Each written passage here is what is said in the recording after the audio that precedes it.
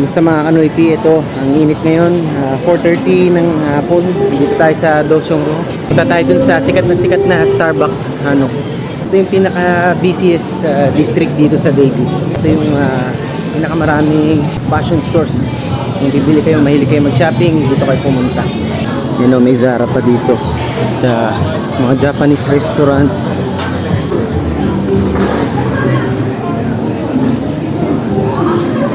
Ganda dito guys, parang high street kung tatawagin sa atin, oh. Yun dun sa BGC. Outdoor siya pero dikit-dikit, tabi-tabi yung mga tindahan. Pasensya na guys, kailan magpayong ang init eh, oh. Tirik yung araw. At dito, mura lang yung bilihin dito kahit yung mga damit. Minsan makakabili kayo ng 10,000 won o 400 pesos lang, no?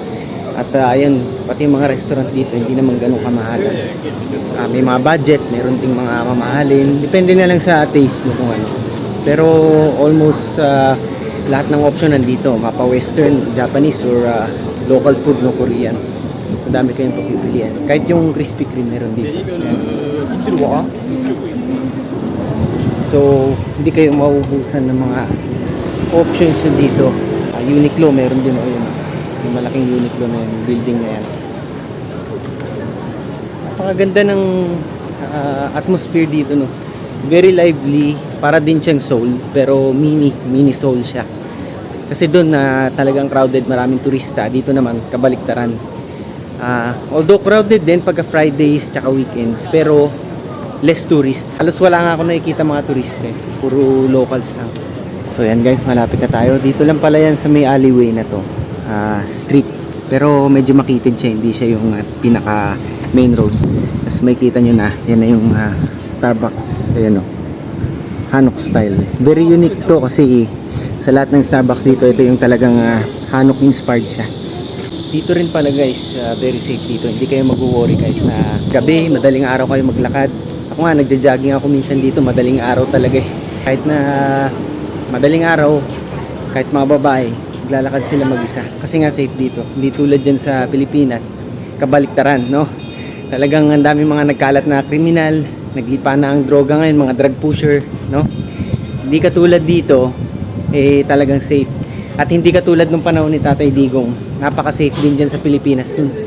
Kaya pati mga turista, kahit mga Koreano nun, eh talagang nagtitiwala na maglakad, lumabas sila kahit na 10 oras ng gabi, no?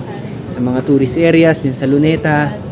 Eh ngayon, talagang pagka lumabas sila, may chance, malaki ang chance na mananakawan o may snatch yan o may scam. No? Dalawa pagpipilian yan eh, scam o mananakawan, snatch, no? Oh wow, yan na yung Starbucks Hanok style, o yan, o. Ganda dito.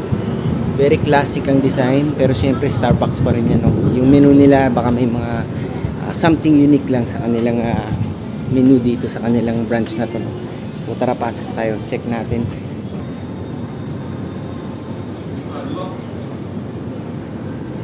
So ito, pagpasok pa lang bubungad sa inyo, napakagandang yung design ng loob nila, yan, no? Oh, talagang very classic, no? Talagang yung kultura ng Koreans nandito sa design ng Starbucks nila to. Tingnan natin yung mga menu, yung mga cake, ayun, donut, meron din mga bagel, yan. Kano yung presyo?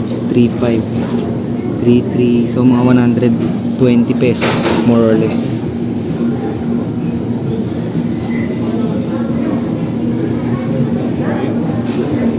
Labas tayo, tingnan natin dito sa may garden area.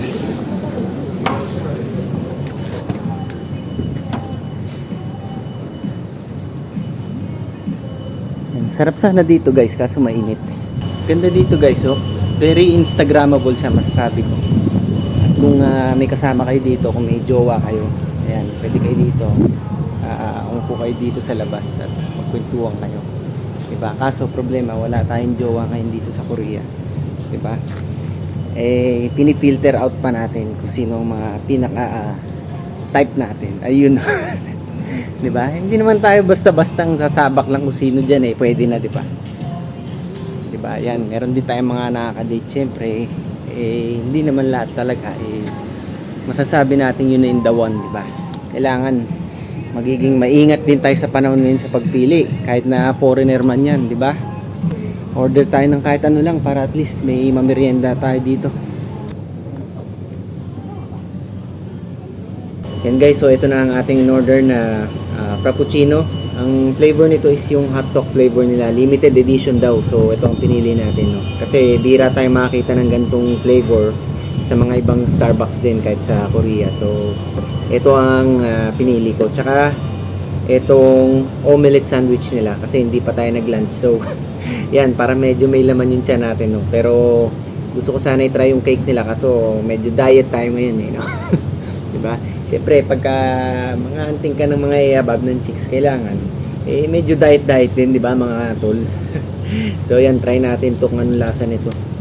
Ang ganda ng pagkakagawa, eh, ano, may mga nuts sa ibabaw, parang may cinnamon pa yung amoy. Tapos ano, meron siyang parang caramel sa ibabaw, no? Try natin.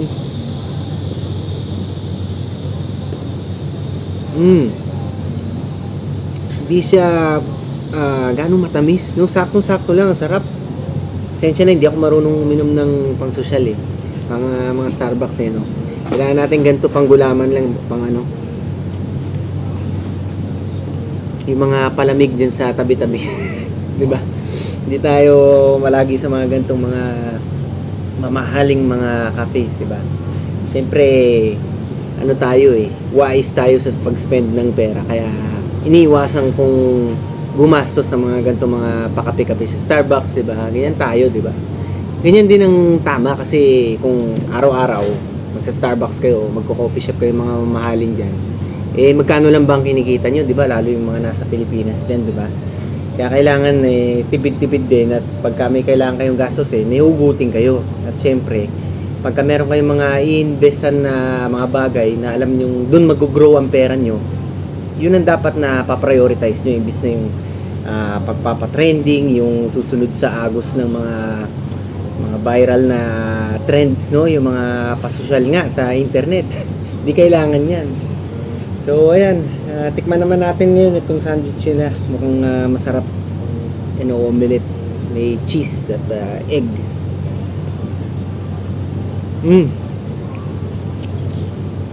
Sarap, ah. Hindi siya yung matagal na naka-stock. Fresh, yun yung masasabi ko. Fresh siya kahit na nandun siya sa counter, makikita nyo, pero nireheat nila, no? Pero talagang napaka-fresh na lasa at yun nga, hindi ganong maalat. Napaka-fluffy, malambot yung egg. May ham din siya. Sarap. Tama-tama sa mainit na panahon tong frappuccino. Mamaya punta tayo, gala tayo dito sa Dongseong-ro area. So ito na guys, dito pa rin tayo sa Dongseong-ro area. Ang daming mga shoppingan dito, yan, no? May malaking store ng Uniqlo. Makikita nyo yan, no? Sa likod ko. O, sa kaliwa ko, yan, no? Yan, daming mga restaurant dito. Maglilibot kayo, talagang dami yung mamibili dito. Basta meron kayong pambili, walang problema, no? Yan, pati bus, very accessible, oh. Daming mga bus stop, malapit lang ito sa subway station. Pasok tayo dito sa Uniqlo. Mura lang din ang mga damit dito, compared sa ibang Uniqlo. Halimbawa sa Singapore, parang mas mura dito. Ayan, meron 14,900. Para mga 600 pesos.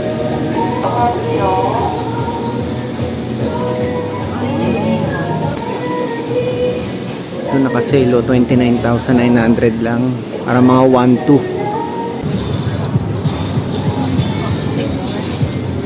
So yun guys, dito pa rin tayo sa Dongseong-ro area. Ang dami natin mga chinek kanina, mga stores, lalo yung Zara.